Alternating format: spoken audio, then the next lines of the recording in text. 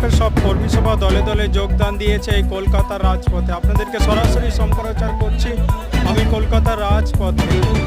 এখানে সরাসরি সম্প্রচার দেখাচ্ছি গঙ্গা টিভির মাধ্যমে আপনাদেরকে সরাসরি সম্প্রচার। আইএসএফের কর্মী সভাগুলো সব দলে দলে যোগদান করেছে এই আবু সিদ্দিক হালদারের প্রতিবাদে তিনারা করেছেন এবং এখানে লিখেছেন ইসরাত শান্তি চাই। আপনারা দেখছেন সরাসরি সম্প্রচার আমি করছি রাজপথ থেকে। এই রাজপথ থেকেই গত কয়েক বছর আগে কলকাতার নওশাদ সিদ্দিকী অর্থাৎ এমএলএ বিধায়ক নওশাদ সিদ্দিকীকে গ্রেপ্তার করা হয়। এই রাজপথে তারা গণহত্যার কারণে তারা আজ এই রাজপথ অবরোধ করেছেন এবং তারা সম্প্রচার করছেন। এই সম্প্রচার ফলে তাদের একটাই দাবি যে আবু সিদ্দিক হালদারের সেই